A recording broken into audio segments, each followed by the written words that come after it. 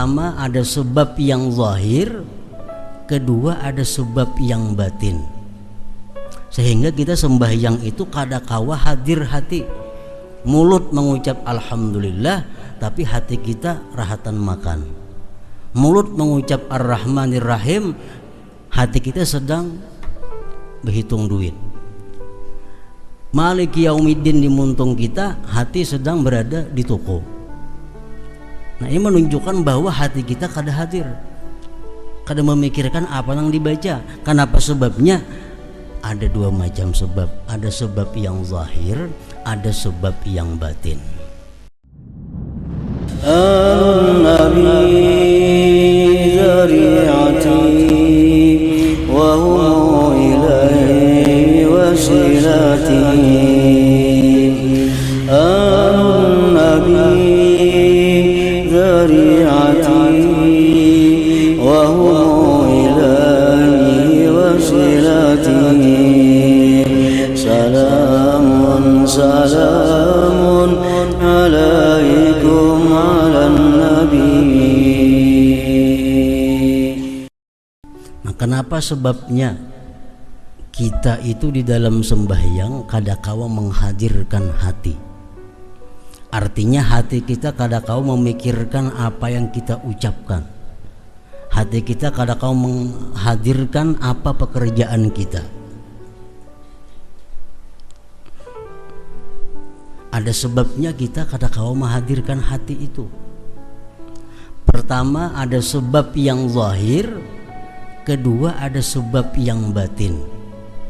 Sehingga kita sembahyang itu kadakawa hadir hati. Mulut mengucap alhamdulillah, tapi hati kita rahatan makan. Mulut mengucap ar-rahmanir rahim, hati kita sedang berhitung duit.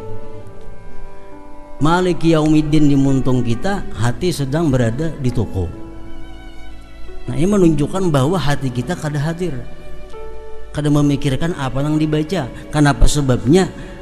Ada dua macam sebab. Ada sebab yang zahir, ada sebab yang batin. Sebab yang zahir, sebab yang zahir itu lebih mudah mengobatinya daripada sebab yang batin. Makanya ada hadis Rasulullah mengatakan, artinya kalau sudah dihidangkan makanan dan kamu ingin makan, dahulukan makan daripada salat itu. Nah, ini yang zahir. Karena kalau kita kepingin makan, makanannya ada, kita bawa sembahyang terlebih dahulu, jelas sudah mengganggu hati kita. Hati kita terbayang kepada makanan itu. Nah, ini sebab yang zahir.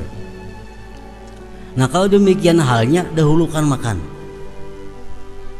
Makanya makruh sembahyang dalam keadaan ma'arid qadha hajat. Makruh sembahyang dalam keadaan ma'ariti bakamih contohnya. Kenapa sebabnya? Karena ini mengganggu hati, mengganggu pikiran.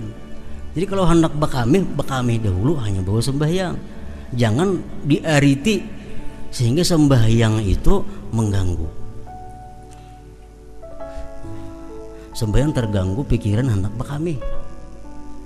Nah, ini sebab yang zahir ngarannya. Nah, adapun sebab yang batin yang mencegah kita daripada hadir hati dalam sembahyang itu, ya antara lain tadi adalah hubbud dunia, orang cinta kepada dunia. Orang yang cinta kepada dunia itu artinya orang yang hatinya dipenuhi dengan dunia. Nah, ini sembahyang kayak apa juga pun kada kawah khusyuk. Kenapa? Karena pikirannya selalu kepada dunia. Nah, ini yang batin ini yang sulit mengobatinya. Sembahyang jangan hendak menghadap kepada gambar. Kenapa? Karena bila kita cangang ke gambar itu, otomatis hati kita mengiringi mata. kada sadar lagi apa nang kita baca. Nah ini mudah aja mau obatinya, mau dipacul gambarnya. Ini sebab yang zahir. Yang sulit membuang itu adalah sebab yang batin, di mana hati seseorang itu cinta kepada dunia. Sembahyangnya, mulutnya mengucap asma Allah, mulutnya berzikir, mulutnya berdoa, tapi hatinya kada demikian. Nah, kada hudul qalbi ngarannya, kada hadir hatinya. Berapa banyak orang yang mengerjakan salat padahal tidak minum khamar, tetapi ia tidak mengetahui apa yang ia ucapkan di dalam salatnya. Bahkan ada yang kada sadar bahwa dia sedang ruku, ada yang kada sadar bahwa dia sedang sujud, ada yang kada sadar bahwa dia sedang membaca Fatihah. Nah, kemana hatinya? Nah, ini disebut ngarannya kada khusyuk. Jadi orang khusyuk, orang yang selalu tahu keadaannya. Inya ruku, oh, aku sedang ruku. Sujud, tahu sadar aku sedang sujud, aku sedang di rakaat pertama, aku di rakaat yang kedua. Jadi kadang mau orang khusyuk itu berlebihan sembahyang tak kali 5 rakaat zuhur.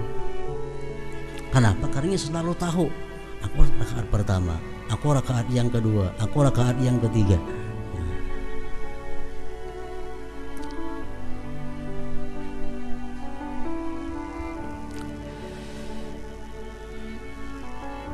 Nabi sallallahu alaihi wasallam bersabda, "Man shalla rak'ataini lam yuhaddits nafsahu fihima bi syai'in minad dunya, ghufira lahu ma taqaddama min dzambihi."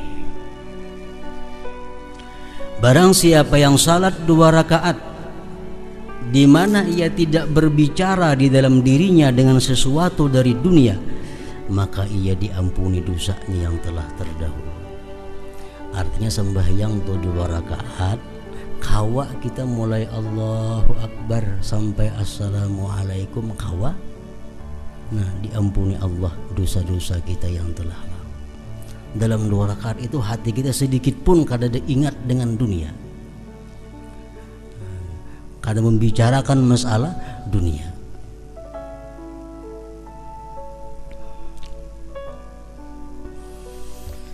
Imam Ghazali mengatakan sembahyang di awal waktu tapi kada khusyuk, sembahyang di akhir waktu tapi khusyuk, afdal di akhir waktu, afdal di akhir waktu. Karena khusyuk ini adalah fadilat sembahyang yang berkaitan dengan zatnya sembahyang. Sedangkan awal akhir itu berkaitan dengan waktu di luar daripada zatnya sembahyang. Mun aku sembahyang waktu ini, aku masih kada karuan, masih harus nak membayari ini, anak itu, anak ini. Tapi kalau aku sembahyang di akhir waktu, urusanku sudah selesai, sembahyangku bisa tenang. Nah, lebih baik di akhir waktu, lebih baik di akhir waktu. Ini kalau sudah terbukti, bila urusan ini aku beres, sembahyangku beres, khusyuk. Di akhir waktu kada jadi masalah asal khusyuk. Tapi kalau ragu-ragu, aku di akhir waktu belum tentu juga khusyuk. Baik di awal waktu malahan dapat awal waktunya. Mun aku sembahyang di awal waktu kada khusyuk, di akhir waktu belum tentu juga khusyuk. Baik di awal waktu malahan dapat ridha Allah Subhanahu wa taala. Nah, kalau kita sudah sangkaan kita kuat bahwa kalau di akhir waktu kita bisa khusyuk, lebih baik akhir waktu.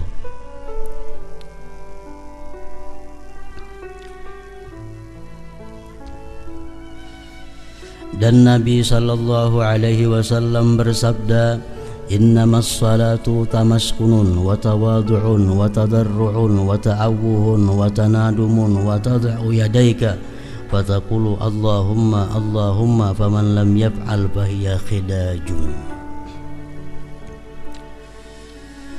Artinya salat itu hanyalah ketenangan.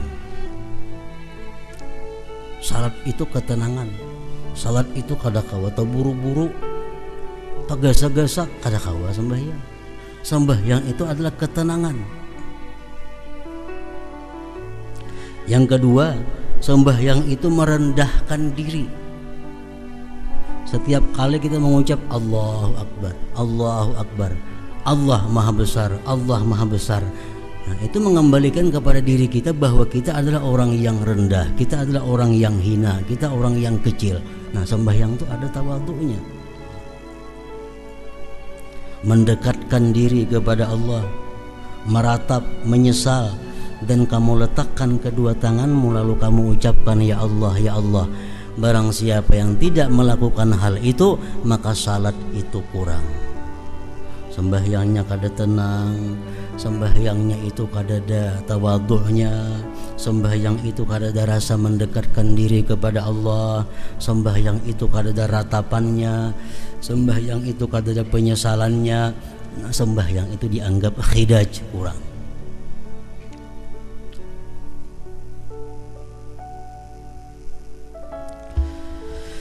Dan diriwayatkan dari Allah Subhanahu wa taala, hadis qudsi dalam kitab-kitab yang terdahulu, bahwasanya Dia berfirman, tidaklah setiap orang yang salat aku terima salatnya.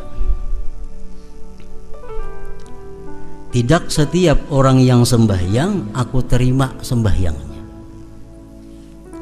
Aku hanyalah menerima salat orang yang merendahkan diri karena keagunganku dan tidak sombong terhadap hambaku. Ia memberi makan orang fakir yang kelaparan karena mengharapkan keridhaanku. Nah, jadi artinya sembahyang kita ini khusyuk semacam kada cukup untuk diterima Allah. Sembahyang yang kita kerjakan ini Allah bisa menerima berhubungan dengan kelakuan-kelakuan kita di luar sembahyang. Kalau kita orangnya sombong kepada hamba Allah, kita kada peduli kepada orang fakir yang kelaparan, kita sembahyang walaupun khusyuk, Allah kada menerima juga sembahyangnya.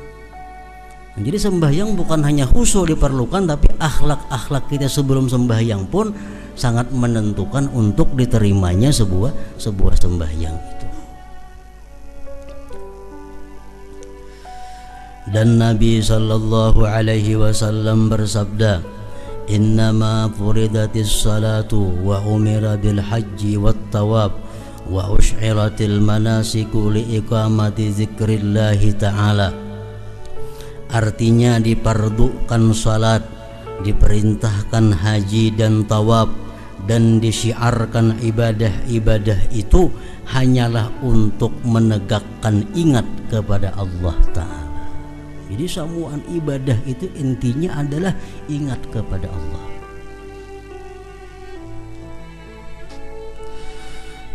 Maka apabila di dalam hatimu tidak terdapat bagi yang diingat Allah, yang adalah Dia yang dimaksud dan dicari suatu kebesaran, dan tidak ada juga haibah, maka apakah nilai zikir ingatmu? Ada nilainya. Artinya kita mulut mengucapkan Allah, tapi dalam hati kita kadang merasakan kebesaran dan keagungan Allah. Zikir itu tidak ada nilainya. An-Nabi zari'ati wa huwa ilaihi wasilati. An-Nabi zari'ati